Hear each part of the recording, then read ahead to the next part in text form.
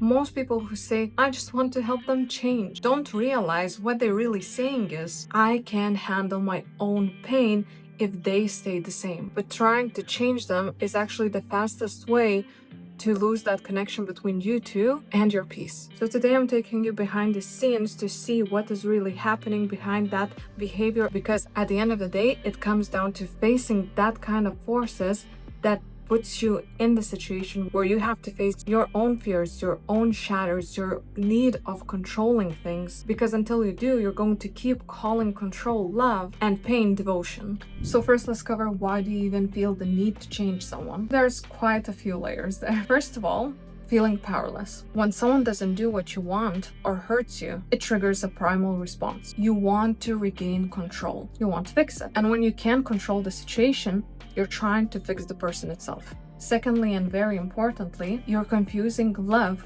with correction. So many of us grow up believing that correction is how we love someone, how we help someone. And for most of us in these particular times, this is how our parents treated us. I just want the best for you. I know that this is familiar. Meanwhile, you know that this is not what's best for you when you were growing up, but this was so overridden that it became norm. And this is automatically how it was set up between you and connection with other people that you love. So automatically you start thinking, if I'm really loving, I'm going to push them. I'm going to teach them. I'm going to make them better for their own sake because they don't see what they're doing wrong. But most often, is definitely less about their growth and more about your peace of mind. Then the third part is fear of abandonment. You worry that if they don't change, they will leave or you're going to be left disappointed. And that fear can make you cling, nag, or better yet, manipulate, all in the name of love, but actually you're just trying to meet your own needs. And then the fourth layer is learned patterns from our environment. We grow up in systems where relationships, connections require sacrifice, not to mention walking on eggshells, and also, as I mentioned before, also to meet our needs through them. So at this point, it becomes automatic. You're trying to change others to survive relationally. So in psychology, this is called coercive control. I know it sounds extreme, but it doesn't have to be malicious. This essentially means that even subtle attempts to influence someone's internal world while ignoring your own needs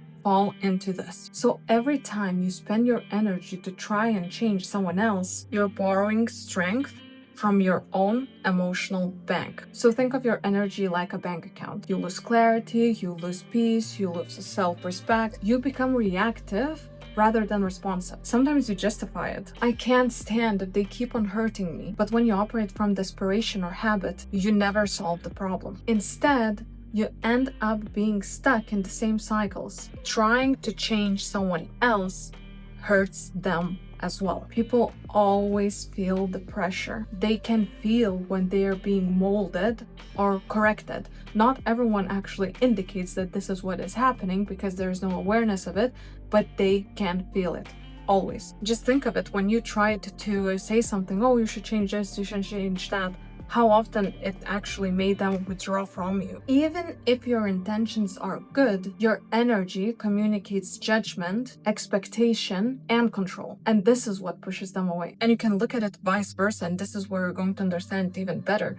When someone tries changing you and not understanding your particular viewpoint, your experience in life, which you've learned, and they just think that they know better, it pushes you away from them too, right? So let me tell you what happened to me. A few years ago, I had a close friend of mine, and I see how much potential they have, how much creativity, how many talents they have. However, there are so many things that were stopping them for going in the direction that would benefit them immensely. But this was my point of view. That person could not see that, and this is not how they were able to comprehend what is happening around them. I tried everything. I tried encouragement, I tried tough love, I tried endless patience, I tried even neglecting myself at times just to make sure that I help them out in certain ways so I can put them in a better situation. I thought that I'm doing this grandiose thing of helping them out and sacrificing even myself sometimes just to make sure that I'm helping to go them through that hardest part of starting to believe in yourself and start going into that direction. I thought I could actually make them see and wake up to their potential, but it was going for quite some time because we were close with that person, and the harder I pushed, the more I felt drained inside, and more resentment kept building inside of me. I'm like, I was getting so frustrated. Why on earth are they not seeing this? There's so much opportunities there. They have all of this. I would do this if I would be in their place, but I'm not. I am not someone who lived in their own shoes, who walked their own path, who understand things how they understand. And it was so hard for me to see that they were just not ready for it. So at that point, the more I tried to fix them, the more I saw how they started to pull away from me as well. Not because they didn't care, but pressure from me was definitely suffocating them. So as much as I didn't want to see that I was the bad guy, in this particular situation, I was caring about myself and not that person. And even though it was painful to realize it, it was definitely freeing. So it finally hit me. I couldn't make them change. I could only change how I responded, how I can change, how much energy do I really want to invest into this, and how I am choosing my own peace and honoring the free will of another person. So that was the turning point, not them, but me. So to actually go deeper into this and actually see what is happening in the brain when we're trying to change something. So there are a couple of things. So first of all, fight or flight response. Pressure triggers fear. The more you try to push, the more defensive they become. Their brain literally interprets that as a threat. And if you have seen my video about hate, literally behind hate is something where we are threatened. So I actually recommend you checking that out. I'm going to add that video right there to understand it even deeper. Second thing that is happening is confirmation bias. You notice every detail where they fail to change, meaning reinforcing your need to intervene. And of course, their mind does the same. Every time they resist, it confirms your expectation of them. And then 3, emotional contagion. Your stress, your anxiety, your frustration, it does spread very effortlessly. So instead of helping, you amplify the tension in the relationship. So I'm not saying that you're evil, absolutely not. All of this is happening subconsciously, and humans do that. And truly, as humans, we do care. But caring, as you can see, can be very easily misdirected. So the more we become aware of these patterns, the more we are able to actually see things as they are, and then make the decisions by having all the cards clear to us. So here's the part that changes absolutely everything, and this is where that awareness comes in. So first off, you need to recognize your role. Accept that you do not control others. You have influence, but you cannot force an internal shift. Let go of that illusion that you can. Then I want you to get crystal clear on your own boundaries. Decide what kind of behavior you will and you will not tolerate. Communicate clearly. So this is why you need to understand it first, because if you don't understand your boundaries first, you will not be able to communicate those boundaries clearly in the first place. And if your boundaries are crossed, then you need to respond, not punish. Boundaries are like doors.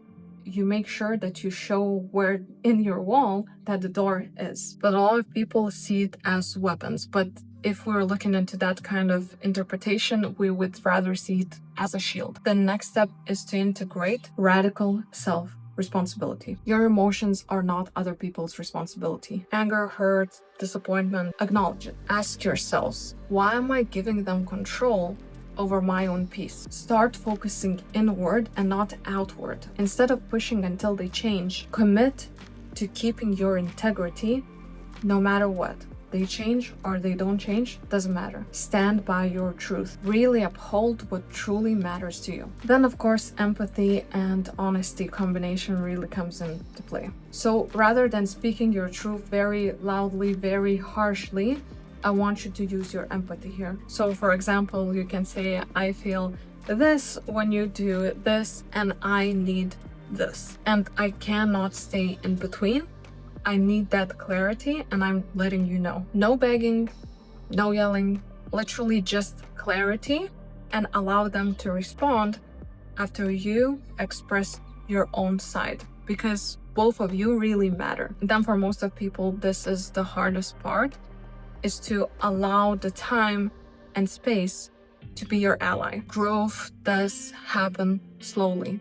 It's okay. We don't expect a tree to grow in a day, right? We make sure to plant it, to take care of it, to allow the time, allow everything to just happen the way that it does happen. But when it comes down to things that we cannot see, there seems to be that immediate rush. So this is where you need to keep that reminder for yourself that actually that time and space is on your side. As long as you are actually clear about your needs, you presented them to another person and let them know. So this is where you're able to keep that grounded energy in yourself and not just allow everyone else to have it. And you have to be okay if that growth doesn't happen at all. Sometimes it doesn't happen in them, sometimes that doesn't happen in you, sometimes nothing changed, sometimes you have to disconnect from people, and that's okay. This is the part of this particular process, and then you decide if you actually want to continue having that person in your life or not. In my particular case, in that story that I have told you before, this is where we had to go our own separate ways, because the way I see life, the way I act is very, very different from that. And it just was more of a misalignment than an alignment. So no matter what you do at this point, you have to be okay with detaching yourself from outcomes. And we know in spiritual community how important that is, because otherwise nothing can change. There's too much resistance because you have the need for that change. But the moment you lose that need and you allow it to be, and doesn't matter how it comes out, this is where that power comes in. You can care deeply, you can speak clearly, you can show up, but your happiness is not chained to them or their response. Your worth, your emotional well-being is never dependent on their change. Otherwise, if you can realize, you're giving way too much control to everyone else. And this is one of the things that makes you feel miserable. It's insane amounts of energy that you're losing just because of this part. So just picture this. You wake up one day and you're no longer stressed about whether they change. You feel a very strange relief. And this is where you realize that peace was yours all along. Your boundaries are clear, your integrity is intact. You will for sure lose some relationships, but you gain dignity, calm, and clarity. And this is the most important for your own well-being. And here's what magical happens. When you stop trying to fix someone else, relationships actually get better. They really shift, not because you force the change, but because your presence now demands respect, because you come with the presence that you respect yourself, your own boundaries. And this is really where that connection happens. And in this particular case, this is where that love becomes sustainable. You're not trying to change them, they're not trying to change you. You both can appreciate the clarity on their side, on your own side. And when those connections do meet, you understand that they are both very aligned, like that connection is very aligned. So I want to give you a little bit of more practical examples and applications. For example, when it comes down to your partner. So instead of nagging your partner to see the things the way you see that, say, look, here's what matters to me. I need this. I completely respect your choice, but I cannot sacrifice my peace, and I want for you to know because this is important to me. Then, for example, when it comes down to a friend, stop forcing your friend to align with your own values. You can still support them, but don't try to fix them. Don't try to walk their path for them. Don't try to make them look into things and see things how they need to do things. You have to honor their own way of thinking. And if you cannot do that, then maybe you should look into this relationship. Maybe it is not even meant to be, right? So you have to be very, very mindful of those things, that if you create that need for them to be in a certain way, then I'm sorry, but you're not that great of a friend. Then, for example, when it comes down to parents or like in general family, you can love them, you can check in, you can maintain that connection, but don't spend years, decades to try and fix them or try to teach them how to do things right. And especially when it comes down to family, like this is where we have those strong connections and it's just natural for us, right? So you can even ask yourself if this particular person would be how they are without me knowing that we have that like family connection. So essentially you remove that layer and you allow yourself to see things as they are in clarity and see what is that connection between you, what is there. Would you have this person in your life if family wasn't a connection that you have to them? And of course, you can express yourself the way I said before, right? With stating your boundaries, needs, and so on, and then go from there. And keep in mind that every situation in your life is a mirror of you. So when you actually stop using other people as a classroom to gain your control, you start learning your own lessons. So here are main things that I want you to remember in order to actually reap the benefits and have those reminders to know how to navigate and to remind yourself how to navigate those particular situations. So first off, the awareness that trying to change others is often rooted in fear, control, or unmet needs. Trying to change someone else usually backfires. You lose clarity, peace, and sometimes connection. Letting someone be who they are is an act of maturity and self-love, not to mention respect for them. You can still care, be honest, and set boundaries. This is a necessary part for your peace and real connection. Your peace doesn't depend on them.